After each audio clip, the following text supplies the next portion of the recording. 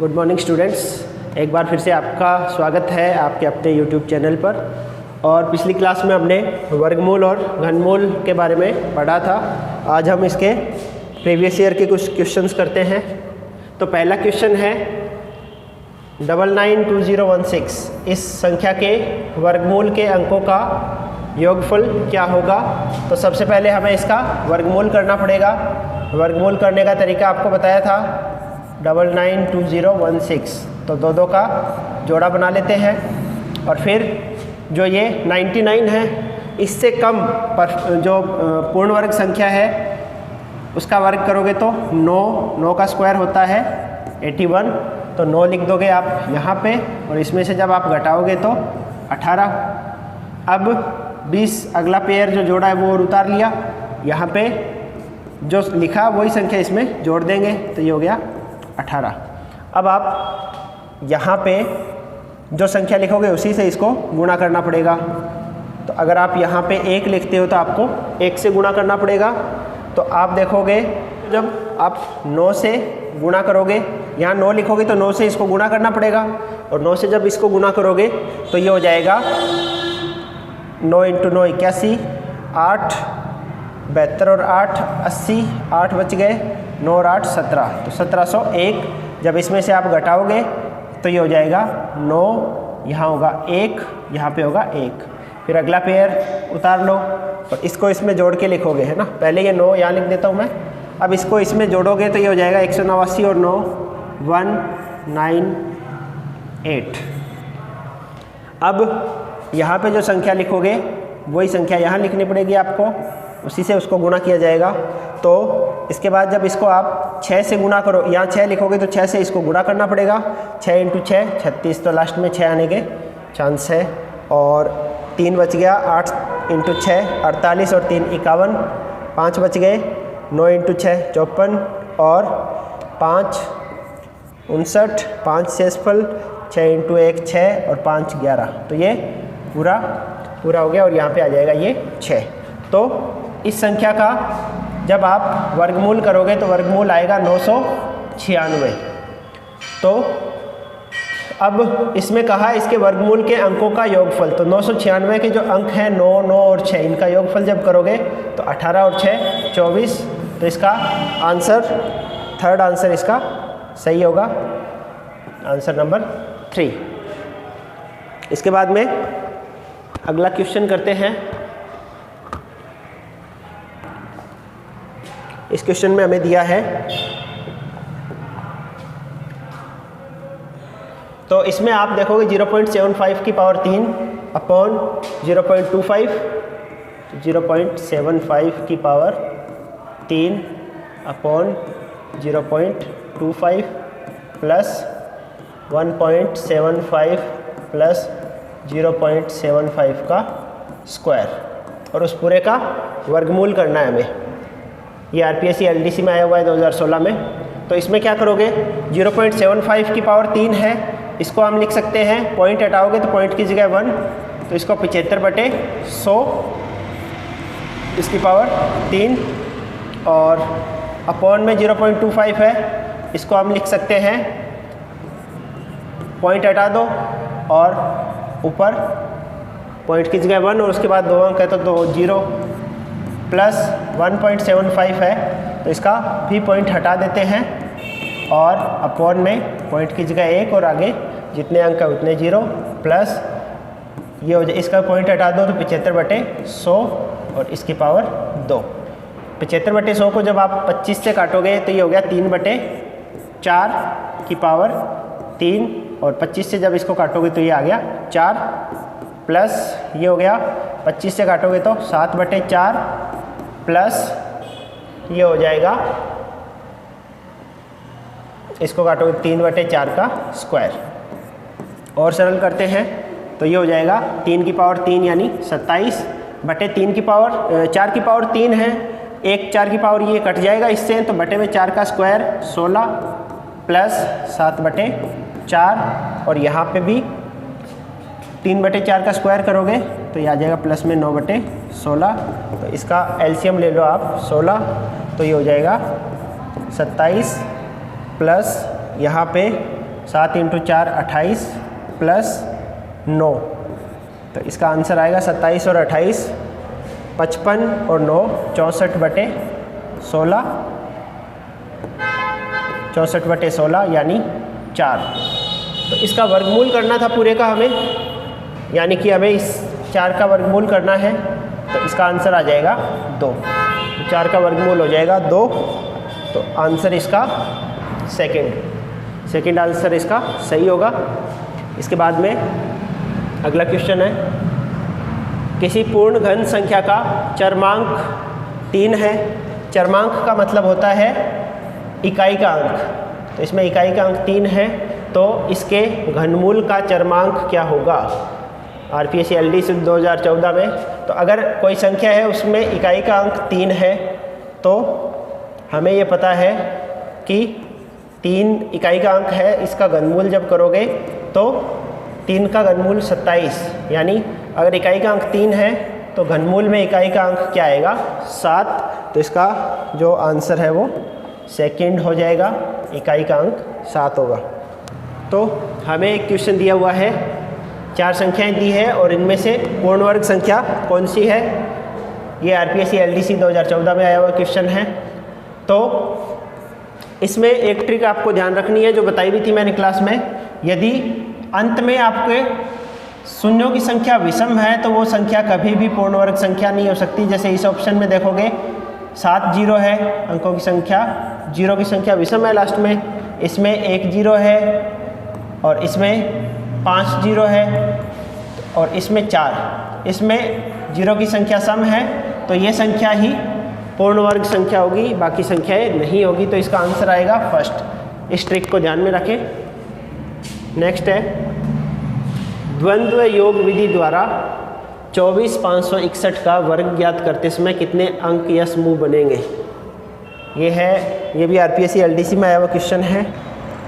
तो संख्या हमें दी हुई है 2 4 5 6 1, तो पहले 2, फिर 2 4 2 4 5 2 4 5 6 1, फिर 4, फिर अब इधर से एक एक छोड़ना शुरू कर देंगे, 4 5 6 1, फिर 5 6 1, फिर 6 1 और 1, तो कुल कितने बन गए 1 2 3 4 5 6 7 8, कुल 8। अच्छा, यहाँ पे एक और रह गया 2 4 5 6, ये वाला, तो कुल 9 समूह बनेंगे यहाँ पे, तो ये हो जाएगा इसका आंसर फर्स्ट।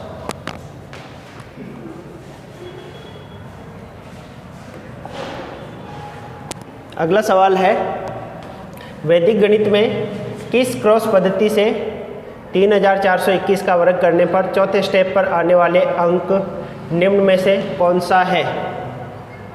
तो हमें इस क्वेश्चन में डायरेक्ट इसका वर्ग करना है,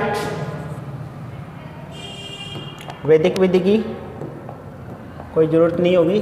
3 4 2 1, इसका स्क्वायर कर देंगे। जब स्क्वायर करोगे तो इसका मान आएगा 11 70 32 41, 11 70 32 41। फिर आपसे पूछा है कि इसमें चौथे स्टेप पर कौन सा अंक है, तो चौथे नंबर पे इसमें 3 है, तो इसका आंसर हो जाएगा ये सेकंड वाला 3। इस क्वेश्चन में 1 का स्क्वायर, 3 का स्क्वायर, 5 का स्क्वायर, 7 का स्क्वायर, ऐसे 19 का स्क्वायर। तो ये वीडियो 2021 में क्वेश्चन आया हुआ है। तो 19 तक की विषम संख्याओं के वर्गों का योगफल हमसे पूछा है। एक चीज़ हम सभी जानते हैं कि 1 2 3 ऐसे n तक की प्राकृत संख्याओं का योगफल n+1/2 ये होता है।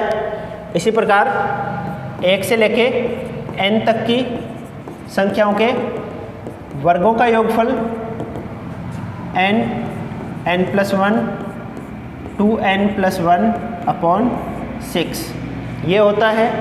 और 1 से लेके n तक की संख्याओं के घन का योगफल जब आप करोगे तो इसका मान n+1/2 पूरे का होल स्क्वायर ये होता है।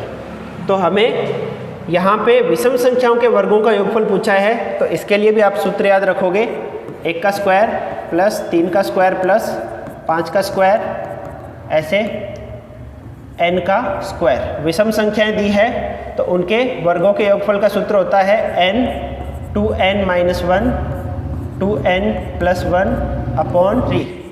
ये 1 से लेके n तक की संख्याओं के विषम संख्याओं के वर्गों का योगफल होता है।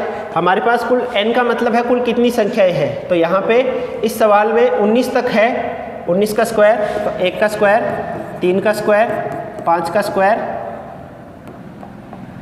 5 का स्क्वायर, ऐसे करते करते 19 का स्क्वायर। तो 19 तक कितनी विषम संख्याएं होगी? 10। तो 10 विषम संख्याएं हैं, n की जगह आप 10 रख दोगे। 10 × 20 - 1 19, 20 + 1 21 बटे में 3। तो 3 को 7 इससे काटोगे तो 7, और 7 का जब इससे गुणा करोगे 19 से तो हो जाएगा 3 7 19 × 7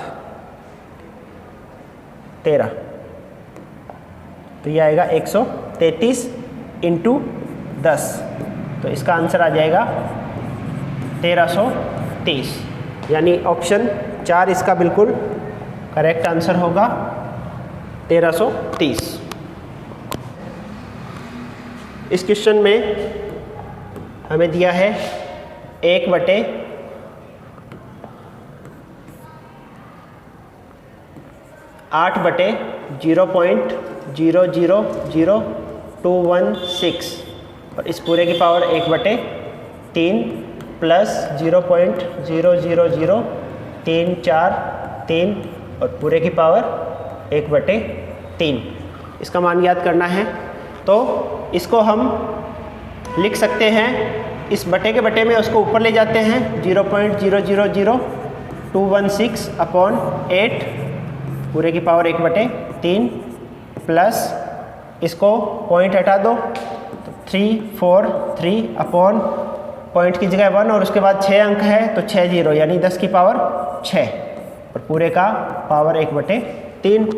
इसी प्रकार यहाँ पे भी इसका पॉइंट हटाओगे तो ऊपर तो 216 और बटे में 8 और पॉइंट की जगह 1 और बाकी 6 अंक है तो 6 0 यानी कि 10 की पावर 6 पूरे की पावर 1/3 प्लस 343 की पावर 1/3 करोगे तो ये आएगा 7 और 10 की पावर 6 उसकी पावर 1/3 घात की घात करोगे तो गुणा हो जाएगा। 6 का गुणा 1/3 से करोगे तो 2 आएगा यानी कि 10 की पावर 2। ऐसे ही इसको जब सरल करोगे तो 216 का वर्ग घनमूल करोगे तो ये आएगा 6, 8 का घनमूल करोगे तो आएगा 2 और 10 की पावर 6 का घनमूल करोगे तो घात 6 का गुणा 1/3 से करोगे तो 10 की पावर 2 प्लस 7/10 की पावर 2।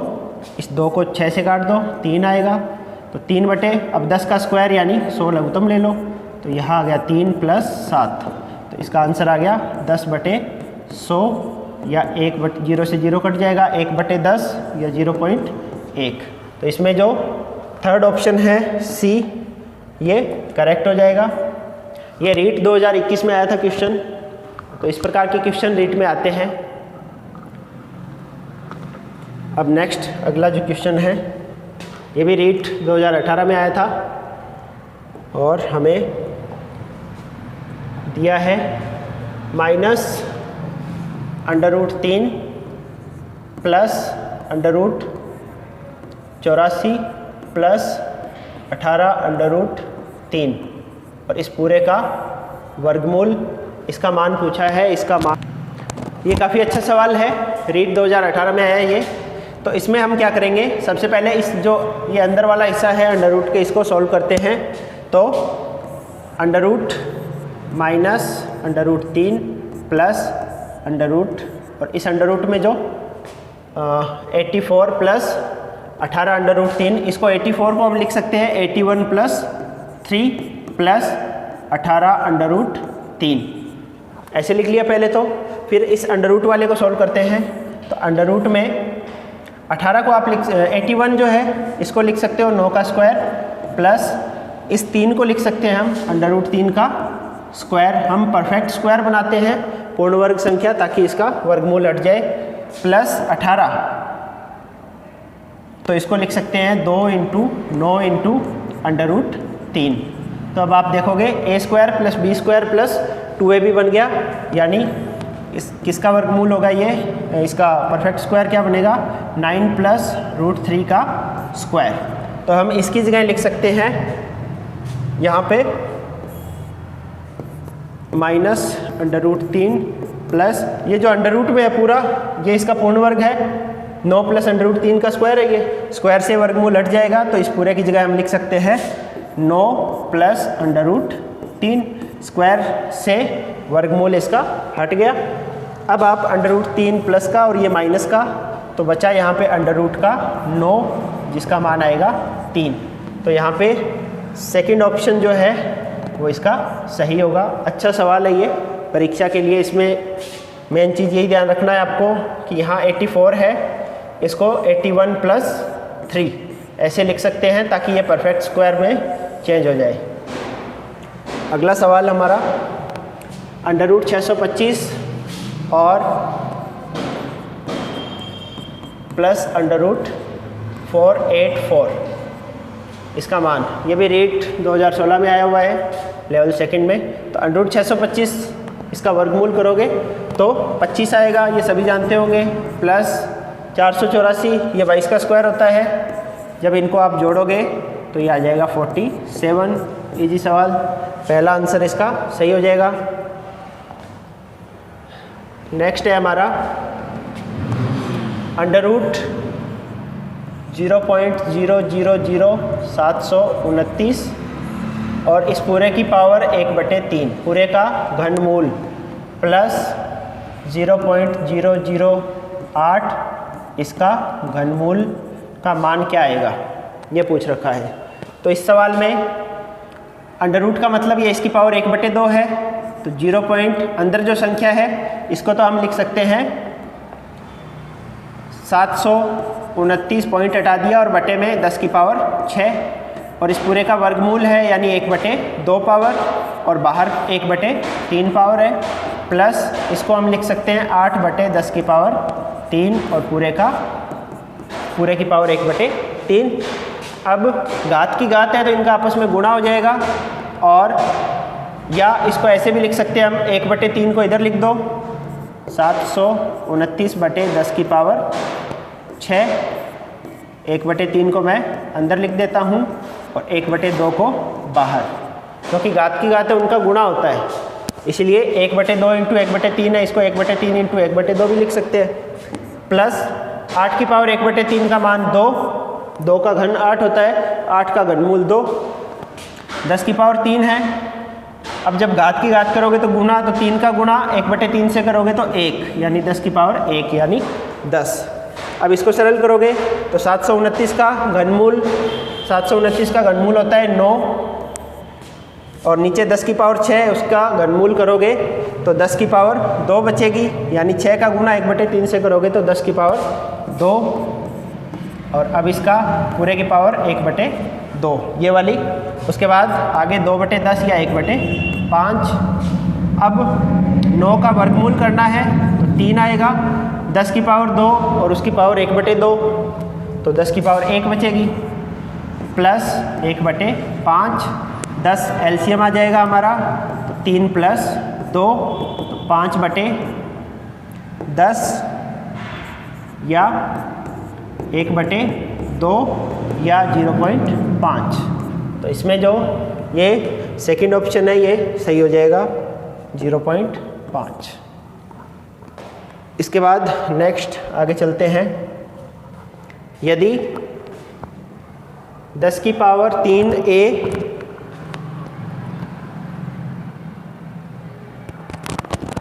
प्लस a एक पूर्ण वर्ग संख्या हो तो a में कम से कम अंकों की संख्या है। तो ये यूपी टेट में आया हुआ। तो इस सवाल में हम क्या करेंगे, a कॉमन ले लो दोनों में से। हमें दिया है 10 की पावर 3a प्लस a एक पूर्ण वर्ग संख्या है, तो a में कम से कम कितने अंक होंगे। a कॉमन ले लो तो ये हो जाएगा 10 की पावर 3, तो 10 की पावर 3 प्लस 1 ऐसे आ गया। अब a बाहर लिया तो ये हो गया 1000 प्लस 1 यानी a इंटू 1001। अब अगर ये संख्या पूर्ण वर्ग बनना चाहती है तो फिर a में कुल कितने अंक हो सकते हैं? a में अंकों की संख्या, क्योंकि ये संख्या पूर्ण वर्ग है नहीं, तो पूर्ण वर्ग होने के लिए क्या करना पड़ेगा? a की जगह भी अगर 1001 हो तो 1001 इंटू 1001 परफेक्ट स्क्वायर बन जाएगा। तो कम से कम इसको कितने अंकों की आवश्यकता है? कम से कम अगर a के पास 4 अंक होंगे तो ही ये संख्या पूर्ण वर्ग संख्या बन सकती है, क्योंकि ये प्राइम नंबर होता है इसके लिए। तो प्राइम नंबर परफेक्ट स्क्वायर कब बनेगा? जब उसका खुद से ही गुणा हो। तो a को कम से कम अंक कितनी आवश्यकता है? अगर a खुद 1001 बन जाए तो ये परफेक्ट स्क्वायर पूर्ण वर्ग संख्या बन जाएगी। इसीलिए a को 4 अंकों की आवश्यकता है। तो कम से कम a के पास 4 अंक होंगे तभी ये संख्या पूर्ण वर्ग बनेगी। नेक्स्ट जो सवाल दिया है हमें, ये थोड़ा सरल ही है। 1/8/1000, 1000 को मैं लिखता हूँ 10 की पावर 3, 10 की पावर 3 और पूरे की पावर 1/3 प्लस 192/3 और पूरे की पावर 1/3। इसको लिख देते हैं 10 की पावर 3/8, बटे के बटे में वो ऊपर चला गया, पूरे की पावर 1/3 प्लस 3 का जब भाग दोगे तो 6 और 4, 64 की पावर 1/3। तो ये 10 की पावर 1/3, 10 की पावर 3 की पावर 1/3 करोगे तो घात का गुणा होगा घात से, तो ये हो जाएगा 10, और 2 का घनमूल करोगे तो 8 का घनमूल आ जाएगा 2, प्लस 64 का घनमूल करोगे तो 4, तो ये हो गया 5 प्लस 4 यानी 9। तो इसमें इसका आंसर क्या आएगा? ऑप्शन नहीं दे रखे, इसका आंसर आ जाएगा 9। नेक्स्ट है, निम्न में से किसका मान 3 का स्क्वायर की पावर 3 के बराबर नहीं है? तो पहला ऑप्शन है 3 की पावर 6। 3 की पावर 6 को हम लिख सकते हैं 3 की पावर 2 और पूरे की पावर 3, क्योंकि जब घात की घात आपको दे रखी हो तो उनका आपस में गुणा होता है, और ये वापस 3 की पावर 2 इंटू 3 यानी 3 की पावर 6 बनेगा। तो पहला तो है इसके बराबर। दूसरा सेकंड में दिया है हमें 9 की पावर 3, 9 की पावर 3 को 9 को लिख सकते हैं 3 का स्क्वायर और पूरे की पावर 3, तो ये भी इसके बराबर है। तीसरा 27 का स्क्वायर, तो 27 का स्क्वायर मतलब 27 को लिख सकते हैं 3 का घन होता है क्यूब, तो 3 की पावर 3 और पूरे की पावर 2, इसको हम 3 की पावर 2 और पूरे की पावर 3 ऐसे भी लिख सकते हैं।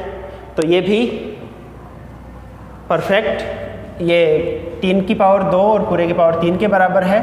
और जो फोर्थ ऑप्शन है, फोर्थ ऑप्शन में 6 की पावर 3, तो 6 को लिख सकते हैं 2 इंटू 3 और पूरे की पावर 3, ये इसके बराबर नहीं होगा, तो इसका आंसर हो जाएगा फोर्थ।